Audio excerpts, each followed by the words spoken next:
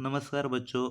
आज से हम दूसरी इकाई के पाठ पढ़ेंगे। उसमें पहला पाठ है बरस ही जलद। बरस ही यानी कि बरसना, जलद यानी कि बादल, बादलों का बरसना। इस नाम की यह कविता है। इसके कवि है गोस्वामी तुलसीदास या संत गोस्वामी तुलसीदास। उनका परिचय हम देखेंगे। जन्म 1511 में बांदा उत्तर प्रदेश में हुआ। उनकी मृत्यु 1630 वाराणसी उत्तर प्रदेश में हुई। गोस्वामी तुलसीदास ने अवधी भाषा में अनेक कालजयी ग्रंथ लिखे हैं। तो उनकी भाषा जो है अवधी है और उन्होंने कालजयी कई सारे ऐसे ग्रंथ लिखे हैं।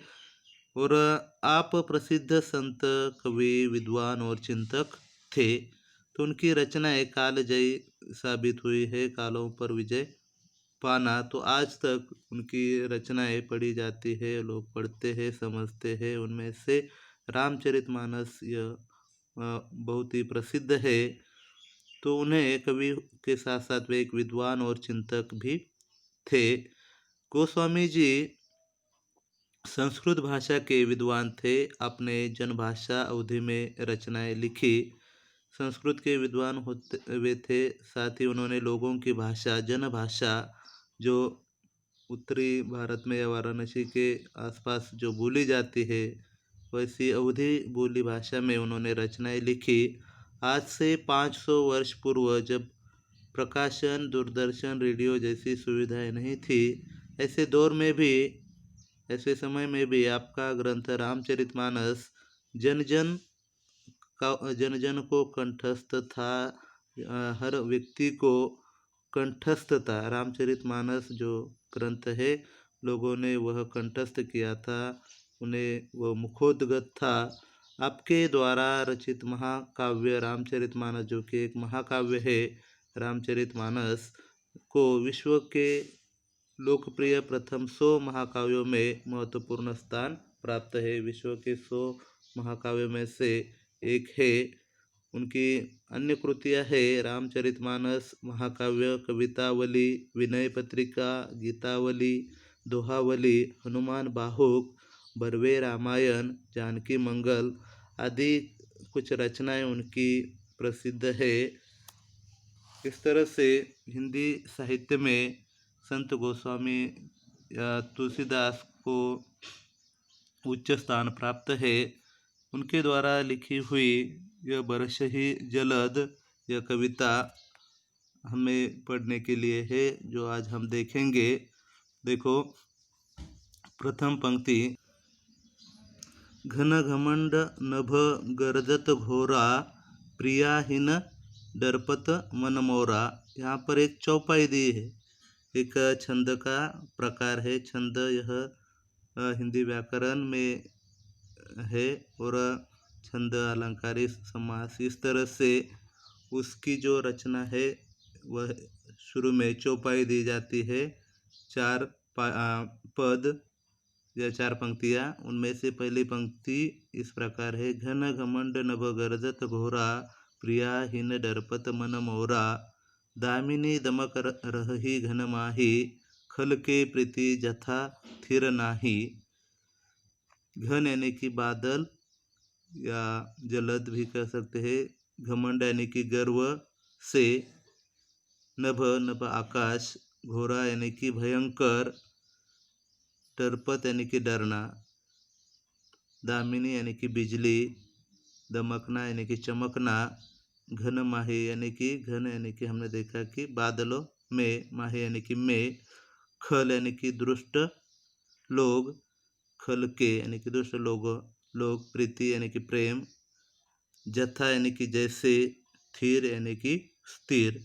इस तरह से कुछ कठिन शब्द या नए शब्द यहाँ पर हम कह सकते हैं कि है। तो इन पंक्तियों का अर्थ इस प्रकार है। इन पंक्तियों में कवि गोस्वामी तुलसीदास कहते हैं कि घन घमंड नभ गर्जत घोरा, यानी कि जो बादल है वह नभ में बादल जो है वह घमंड से, गर्व से नभ में, यानी कि इस तरह से आकाश में कि घुमड़ घुमड़ कर जोर जोर से भयंकर रूप या भयंकर आवाज करते हुए वो गरज रहे हैं, भयंकर गर्जना कर रहे हैं। प्रियाहीन डरपत मन मोरा। और यहाँ पर श्री राम जी कह रहे हैं नहीं कि यह जो पंक्तियाँ है वह रामचरितमानस की ही है। और प्रसंग जो है वह सीता को जब रावण लंका ले जाता है और उसकी खोज में राम और लक्ष्मण जब वन में है उस समय का है। तो श्री राम इन पंक्ति कहते हैं कि प्रियाहीन डरपत मन मोरा, कि प्रिया यानी कि सीता जी के लिए उनका मन जो है वह डर रहा है। प्रियाहीन डरपत मन मोरा, मोरा यानी कि मेरा। राम जी कह रहे हैं कि प्रिया या सीता के लिए ऐसे मेरा मन डर रहा है या चिंता में है, क्योंकि जो परिस्थिति है बिल्कुल भयंकर है, भयंकर। वहाँ पर बादल गरज रहे हैं। दामिनी दमक रही घन माही, और जो बादलों के बीच अचानक जो दामिनी है या बिजली जो है वह जोर जोर से या तेज रूप से वह दमक रही है, दमकना या चमकना। और ऐसी स्थिति वहाँ पर है। और यह बिजली देखकर ऐसा लगता है, देखो कि खल के प्रीति जथा थिर नाही। खल यानी कि दृष्ट, तो बिजली आकाश में ऐसे चमक रही है, जो दामिनी या वह ऐसे घन में या नभ में इस तरह से चमक रही है, जैसे उसके लिए उदाहरण दिया, देखो जैसे खल के यानी कि दुष्ट व्यक्ति के प्रीति या मित्रता हम कह सकते हैं या प्रेम कह सकते हैं, जथा थिर नाही, वह कभी भी स्थिर नहीं रहती। उनका प्रेम या उनकी मित्रता कभी भी स्थिर नहीं रहती, यानी कि खल या दुष्ट लोग केवल मतलबी होते हैं। उसी तरह यह बिजली चमकती है और अचानक गायब हो जाती है।